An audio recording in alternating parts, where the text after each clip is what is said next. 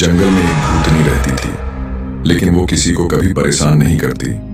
इसी वजह से गांव वाले उसे एक अच्छी भूतनी कहकर बुलाते थे। वह भूतनी बहुत अच्छी थी। जो भी इंसान परेशान होता या दुखी होकर उसके पास जाता, वो अक्सर उसे समझती और उनका मार्गदर्शन भी करती। उसी गांव में एक परिवार था जिसमें की पत्नी भी थी। रमेश की पत्नी को बहुत गुस्सा आता था और वो गुस्से में किसी को कुछ भी बोल देती थी। लेकिन ज्यादा गुस्सा और फालतू बोलने की वजह से कभी कभी उसके घर वालों को काफी दुख होता था कि उसे इतनी भी समझ नहीं है कि गुस्से में क्या बोलना चाहिए और क्या नहीं बोलना चाहिए। लेकिन गुस्सा करने के बाद जब उसका गुस्सा शांत होता, तब वो आके माफी भी मांगती कि मेरे से बहुत बड़ी गलती हो गई, मुझे क्षमा करें, आगे से मैं ऐसा बिल्कुल नहीं करूंगी। लेकिन इतना करने के बाद भी उसका गुस्सा कभी खत्म नहीं होता था और वह हर छोटी छोटी बात पे गुस्सा और हर छोटी छोटी बात पे चीजों को काफी गुस्से के बोल न उसकी आदत बन गई थी। एक बार उसकी गलती की वजह से घर वालों ने उसे बहुत सुनाया और उसे बुरा लग गया और वो घर छोड़ के शाम के वक्त कहीं चली गई।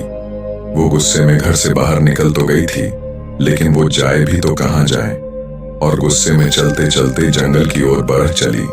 उसी जंगल में जिस जंगल में वो भूतनी रहती थी। रात हो गई और अब वो घर जाने का रास्ता बिल्कुल भूल चुकी थी। उसे पता नहीं था कि आखिर घर किस तरफ से जाया जाए। अब उसे भूख लग रही थी, वो क्या खाए।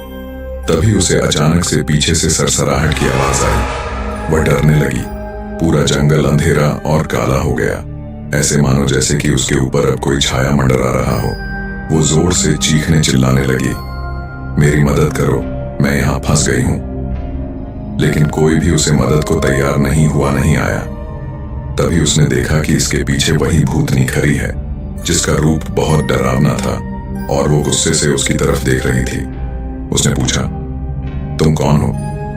भूतनी ने कहा, अगर तुम मुझे नहीं जानती, तुम इस गांव में कैसे हो? उसने कहा, तुम क्या मेरी मदद करोगी? उसने कहा, मैं मतलबी लोग की मदद नहीं करती, जिनको गुस्से में अपना सच नहीं देखता कि वो क्या कर रहे हैं। उसने कहा, गुस्सा मुझे गुस्सा नहीं आता, तुम्हें कैसे पता मुझे ज्यादा गुस्सा आता है? भूतनी चुपचाप उसे देख रही थी। थोड़ी देर बाद उसको महसूस हुआ कि हाँ, वो गुस्सा कर रही है।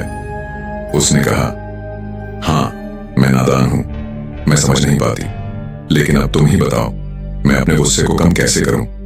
मेरी तो ये आदत बन चुकी है और ये आदत छूट भी तो नहीं रही है। तुम ही बताओ, इसका क्या उपाय है? तब भूतनी ने कहा, एक कहावत है, क्रोध से पहले सोचो, उसे दोबारा उगलने से रोको। उन्होंने बोला, इसका क्या मतलब है? तुम जरा खुल के बताओ, हमें ये बात समझ में नहीं आ रही। भूतनी फिर मुस्कुराए और बोली, मैं तुम्हें एक कहानी सुनाती हूँ। ये कहानी निश्चय ही तुम्हारे सवालों के सारे जवाब दे देगी। एक समय की बात है, एक छोटे से गांव में एक बुढ़िया रहती थी। उनका नाम धन्या था। धन्या बहुत ही प्यारी और दयालु महिला थी, लेकिन एक समस्या उनके गुस्से की थी। वे छोटी छोटी बातों पर बहुत जल्दी गुस्सा हो जाया करती थीं। जब उसे गुस्सा आता तो कभी नहीं देखती उसके सामने कौन है और कौन नहीं। वो सबको गुस्से में अपने से छोटा ही समझती थी।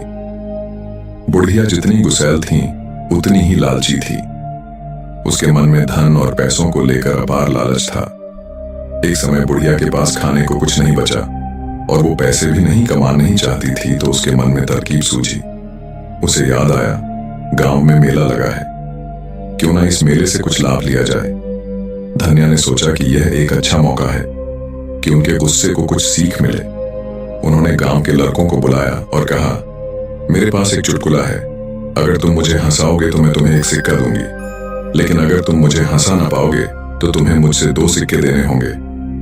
अब बुढ़िया अंदर ही अंदर बहुत खुश हो रही थी कि इन बच्चों को बेवकूफ बना के अब मैं पैसे भी कमा लूंगी और मेरा काम भी चल जाएगा। इन्हें भला क्या पता लगता है, बच्चे तो वैसे ही चुटकुला से हंसते हैं। लड़के राजी हो गए। धन्या ने चुटकुला सुनाना शुरू किया, परंतु उनकी बुद्धि इतनी तेज थी, वे सब उस बुढ़िया के बारे में अच्छी तरह जानते थे कि वो लोगों को बेवकूफ बनाती है और वो धन की कितनी लालची है। इसलिए सभी लड़के मिलकर पहले से ही प्लान बना लिए थे कि हमें इसके चुटकुले पर हंसना नहीं है और जो मर्जी हो जाए, हमें बेवकूफ नहीं बनना है। बुढ़िया ने उन लड़कों से पूछा, क्या तुम सभी तैयार हो? लड़कों ने जवाब दिया, हाँ बिल्कुल, हम सब तैयार हैं, आप चुटकुला सुनाओ। फिर बुढ़िया ने एक मजेदार चुटकुला सुनाया, लेकिन किसी भी लड़के ने थोड़ी सी भी हंसी नहीं निकाली। बुढ़िया थरी सहमी, लेकिन उसे 2 सिक्के डबल देने थे, इसीलिए उसने दे दिया। उसके मन में उपाय आया। उसने मन ही मन सोचा, अगले बार वो इससे भी बेहतर चुटकुला सुनाएगी और पक्का सबको हंसा के ही मानेगी। इस बार बरिया ने फिर एक चुटकुला सुनाया, लेकिन इस बार भी कोई लड़का नहीं। अब बरिया थोड़ा गुस्से में आ गई। वो जितनी बार भी चुटकुले सुनाती, गांव में से कोई भी लड़का नहीं हंसता। वे फिर सब धन्या के चुटकुले पर हंसने के बजाय अपनी हंसी को दबा लिया। उसके बाद धन्या ने एक बार फिर कोशिश की और फिर बार बार, लेकिन हर बार उनके पास 2 सिक्के देने ही पड़े। अब उसके पास कोई चारा नहीं बचा।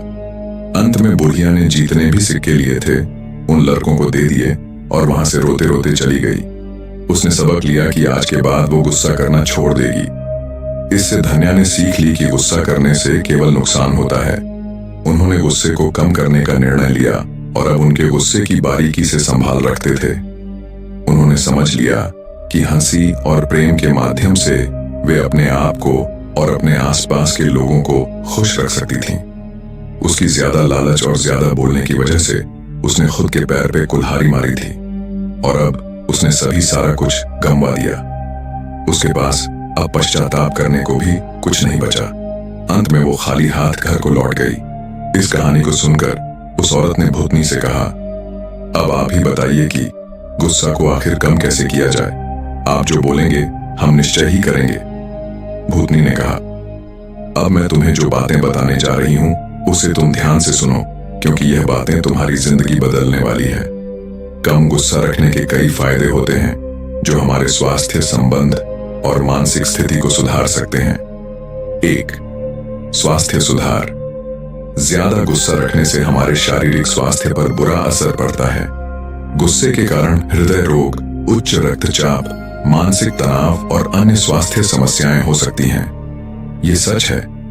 ज्यादा गुस्सा इंसान को बीमार बना देता है और ज्यादा गुस्सा करने से इंसान चिड़चिड़ा भी बन जाता है और एक गुस्से वाला इंसान हमेशा अंदर से बीमार ही रहता है। कम गुस्से से शारीरिक स्वास्थ्य सुधरता है। इसीलिए अगर तुम्हें स्वस्थ रहना है और इन सारी बीमारियों से बचना है तो तुम्हें कम गुस्सा करने की आदत डालनी चाहिए। 2. बेहतर संबंध।